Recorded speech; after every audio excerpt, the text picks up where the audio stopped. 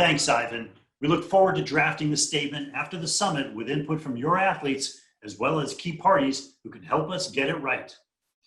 We'd like to close the summit with a look ahead, well beyond the challenges of the here and now. One of the recommendations in our platform for action is for national sport organizations to drive impact through major events in the coming years that they and we can use as a North Star. In 2028, we have the Olympics and Paralympics coming back to Los Angeles. To explore the possibilities there and the role of the Olympic movement in telling a positive story, we're pleased to welcome in Sarah Hirshland, CEO of the U.S. Olympic and Paralympic Committee. So welcome, Sarah. Thank you for joining us at the Project Play Summit. How are things going in the Olympic and Paralympic movements? I mean, it's been such a challenging time with the pandemic and the postponement of the games, and oh my gosh, I'm not sure when you sleep. And wow, thanks, Tom. It's great to be here and great to be with you. And let me start by just saying thank you to you and to the Aspen Institute and all the supporters of Project Play. The work you do is incredibly important, and maybe no more important at a time as we've seen the last few months. So I just want to make sure that I get that in before we get started. We're grateful for your work and your efforts, and it has been a challenging time for sure. There's no question about it. But you know, I'll tell you, we walked through a very difficult moment with the postponement of the games. And the reality is society writ large was facing some very difficult decisions as businesses were closing down and all of that. But each day we're seeing progress. You know, there is more training, more sports practice, more training camps, and even competitions that are starting to happen. And so that is slowly and steadily increasing optimism and energy in our community. And I think, you know, we all realize the magnitude of what has happened and the change that is coming. I don't think any of us are certain about what the medium and long-term ramifications of this change looks like. And so we are still in a place of being nimble and uncertain and unstable in many ways, while at the same time, as I said, there's some increasing optimism and some energy. And look, you know as well as I do, by definition, athletes are resilient and persistent. And so those of us who spend our time surrounded by them have no choice but to try to be the same. Yeah, you know, I mean, we within Project Play recognize the importance of the U.S. Olympic and Paralympic Committee and the NGBs, you know, the 50 or so sports-specific entities that organize wrestling or baseball or table tennis or whatever else it may be. Talk to me a little bit more about the challenges that they have faced since the pandemic hit. I mean, I guess their whole business model has been turned upside down, right?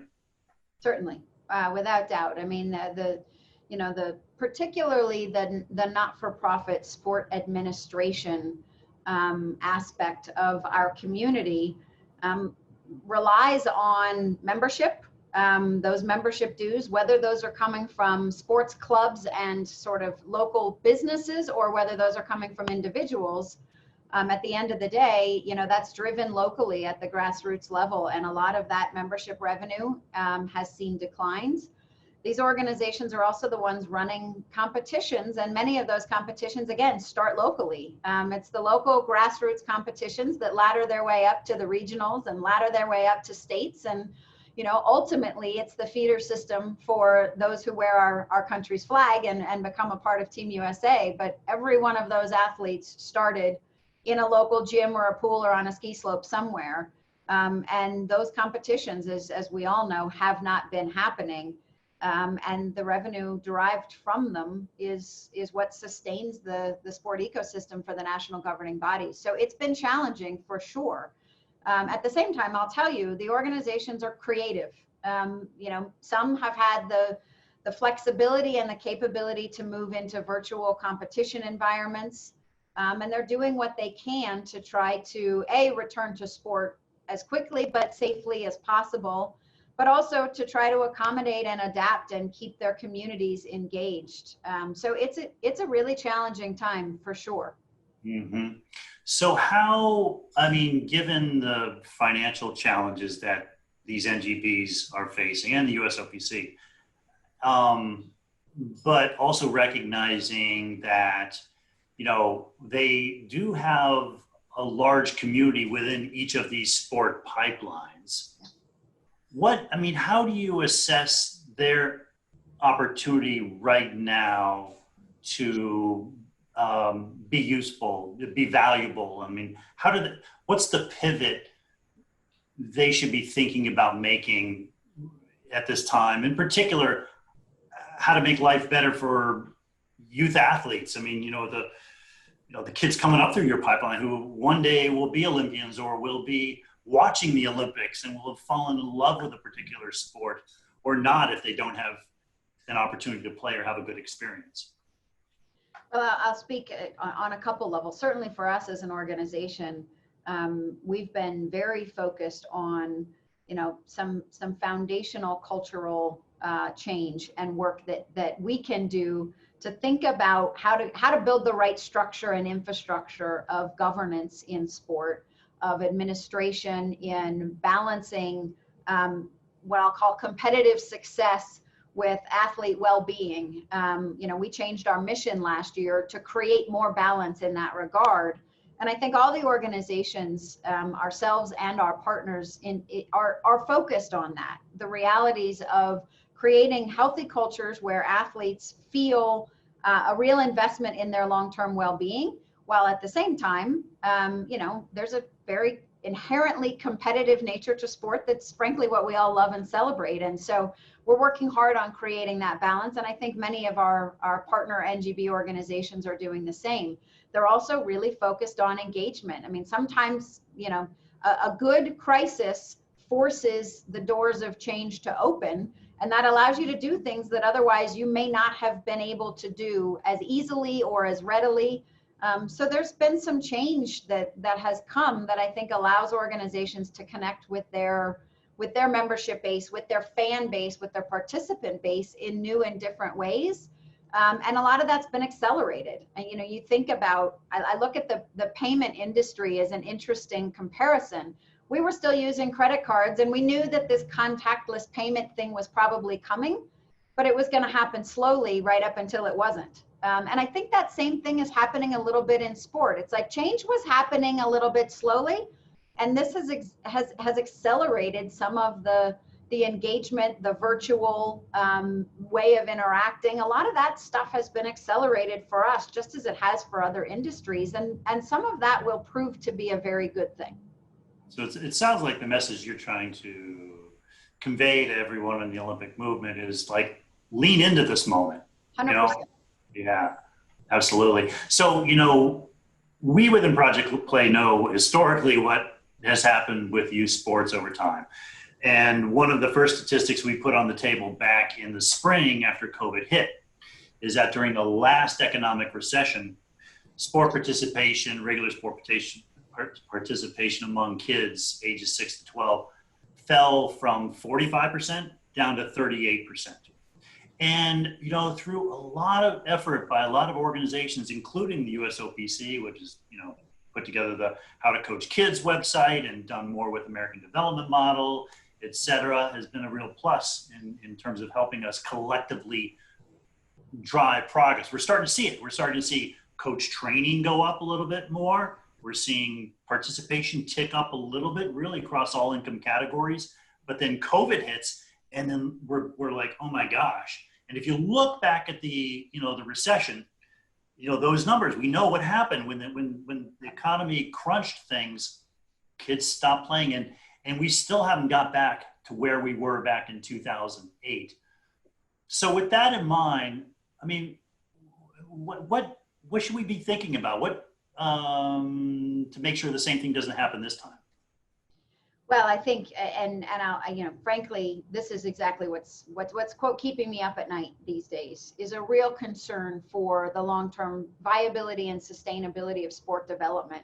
And it's an important area for all of us to be focused on. And no one has articulated and documented more eloquently than you guys the realities of this fragmented ecosystem that we live in and operate in. And I think in in sort of hindsight or in the moment of the pandemic where we find ourselves, that gets exacerbated enormously. And I've really seen that over the last 6 months. The fragmentation and the fragmented nature of our ecosystem, one, it becomes a little bit easy to take it for granted. And we forget just how significant the contributions are from so many different parts of our society. And when one of those is strained or impacted, it has really significant repercussions. And yet, because of the fragmentation, it makes it hard for us to have coordinated action or corrective action to fix it. And I think, you know, if I were to say, what am I seeing happen? That's what I'm seeing really play out. And it's worrisome because it's hard for us as sport to say, let's come together and fix this, because we aren't used to operating in a cohesive way. We're operating in a pretty fragmented way. So as I look forward, you know, I think we've got to figure out how do we minimize or mitigate the realities of this fragmented environment and try to work more effectively collectively to take some corrective action in advocating for sport at the development level all the way up. And that, you know, I think, you know, is hard. We have seen some small wins, but I think in the next few years, we have an opportunity for big wins, but frankly, we need them. Yeah. I mean, one of the things I love that the USOPC has done is this American development model, right? Started with USA Hockey, then USOPC said, maybe we can, you know, think about this in a sport agnostic type of way, and then talk to the different NGBs about developing their own American development model programs. And a lot of them have, right? And so an ADM is really just a set of best practices. Here's what needs to happen with kids between the ages of whatever, 6 and under, or 6 and 9, and 9 to 13, and 16 and over. So people have some sense of what the pipeline ought to look like from the earliest ages forward. So, I mean, given that, I mean, is that potentially a way for the USOPC and the NGBs? Because you can't take it all on. You can't, you know, I mean, we're talking about a $30 to $40 billion industry in this country that has an enormous number of players in this space. But as you think about, and I know it's complicated, as you think about where the USOPC's lane might be, does that strike you as potentially an opportunity doing more with that? There's no question. And I think the reality, Tom, is our role, if we're successful, is to have, you know, the best coaches training the best athletes in our country across all of these different sports. And so at the end of the day, number one, our partnership with the NGBs is critical. But there are aspects that are sport agnostic where we can be incredibly efficient and effective in defining I'll call it a best practice, as you've described. The American development model is sport agnostic that then gets customized by sport. I think there's more we can do with the American development model. It was built and has existed in the capacity of thinking about the physical development of young people. Now you layer in the mental and emotional development of young people, and you start training coaches in that. Now you're creating some really powerful sport agnostic opportunities to create best practices that get meaningful very quickly. Then you try to create a system of accountability around it so that you're sure that people are living up and actually implementing those best practices. And you've got a real shot to change the way young people are coached, for example, which I think you and I agree is one of the most fundamental aspects of sport, and really important. So yeah, there's real opportunity for us to take what we're doing anyway because of who we are, and figure out how to put a lens on it that can help the greater good. Yeah, you know what's interesting about coaching is coaches aren't the they're not the actors who get kids into sports. That's parents. They're the ones who sign them up when they're 4 and 5 and 6. But it's coaches who are the most significant players in terms of whether a child stays involved in sport and develops. And we know from our data that we've collected that the average kid quits sport by age 11, in pretty much every sport, and that they play 2.9 years. So we're getting kids into sport, but they're not sticking around. So if we do more with coaching, how much optimism do you have that we could maybe stretch those numbers a bit? I think significant. I don't think coaching alone solves the issue, but I think it's significant. And fundamentally, a big part of the challenge is just kids have to have fun, right? They have to have fun. And so we've got to think about the concept of how do we balance fun with the development and the improvement, and also find ways and places for everybody to fit regardless of their competitive level. And that's another real challenge, that if you don't have the ecosystem working well together, those pathways aren't cohesive. And I think you have kids run into dead ends. And that's challenging. That, or there's an economic barrier that sits, which is another key area to focus on. Right. That's an issue for society in general to focus on. I mean, that's a tough one. So, I mean, Sarah, I know this stuff matters to you. Tell me a little, take a step back here and help people understand why this connects with Sarah Hirshland. You were a kid once, and sport, did you have a good coach? Did you find a sport that sort of made you who you are? Yeah, Tom, it's a good question. There's no doubt. Interestingly, I was a young person who I tried a lot, and I look back on it now and I'm grateful to my parents that I tried a lot. I tried figure skating, I tried gymnastics, I was a ballet dancer. I ended up trying field hockey, and sort of soccer was what stuck. So by the time I was a teenager and into high school, I took soccer pretty seriously and was on my high school team, and we were pretty good. That was, I might add, the state championship in soccer is the biggest and most important trophy I ever won. And then I went into the business side and said, okay, we're good. But yes, I did. And I tried a lot of things and had varying levels of success in different things. And that was for a lot of reasons. Some of that was my own physical development. Some of that was the friends you make, the coach that you like or don't like, the convenience of it in your family's lifestyle. There are so many factors that go into it. But for me, sport was a really important place where I felt like I belonged. I went to a private school. I went to a private school on a scholarship. I didn't live in the neighborhood where a lot of my friends lived. And so as a result of that, I could have easily been an outsider, and sport was the place where I wasn't an outsider. And so for me, a lot of the drive of sport is both the fundamental skills that it teaches you as a human being, not only physical, but the teamwork and the, learning how to lose and resiliency and some of these sorts of things. But it was also a place where some barriers came down, and there was a real inclusiveness and sense of team, where as a young person, for me, I felt like I belonged, and that drove my desire to work in sport, and fundamentally is a huge motivator for me every day in my role here. I genuinely believe and want everybody who wants to participate to have the ability to do so, because I believe in it so strongly as a creator of community, but also as just a creator of strong human development. So I'm a believer in it fundamentally as a system, and I'm inspired by it at the most elite levels with our Olympic and Paralympic athletes who prove that what many of us aren't sure is possible, and make you believe every day. Mm-hmm. One of the assets that you have with your partners is the 2028 games are coming to Los Angeles, right? And so we talked about this in a piece that I wrote back in June, and said, okay, look, this is a really, really difficult time that everyone's in right now. But let's take the long-term view. Where do we want our sports system to be in 2028?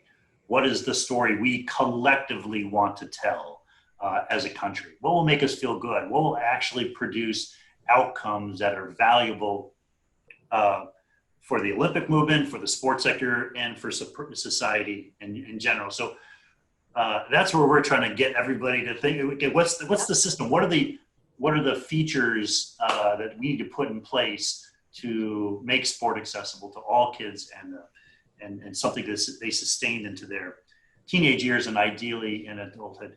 How do you, Sarah, look at the 2028 games as an opportunity? And I know you're still trying to, there's a lot to figure out, but what's sort of rolling through your mind right now?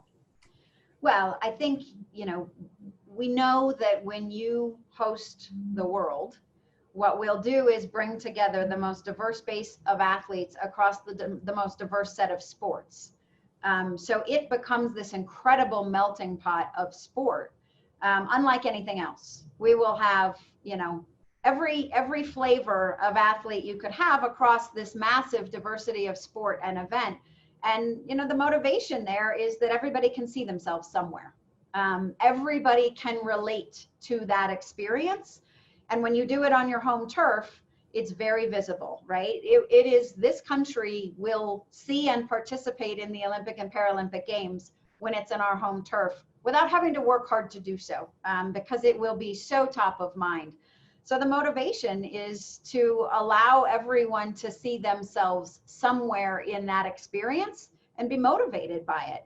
I fully expect those games will drive youth participation in sport. They will drive the consumption of sport as fans in a meaningful way across sport that is, quote, atypical to what we are used to in this country. New sports can grow out of an Olympic or Paralympic Games experience, and I think we will see that happen again. And I think really importantly, you talk about the impact on society more broadly. That will happen in a very profound way with the Paralympics. This will be the first time that the Paralympics really sees the world or this country in such a visible and prominent way. And while I love that for the Paralympics on its own, what it will do for the way we think about and the way we integrate people with disabilities into our society, I think has a really profound ability to have lasting impact that we're all going to be really proud of. Yeah, and maybe how we think about the purpose of competition itself. Right. Right. I mean, you see someone who's overcoming incredible barriers, and what that does for them personally. Forget the medal that ends up around their neck, but what that does for them personally, and how we think about what the role of sport in our society is. I agree with you. I think it's a tremendous opportunity, and I wish you the best, Sarah. It's a so big thank you for joining us, and thank you for your engagements in Project Play. It's my pleasure, Tom. Thanks for all you do. Okay.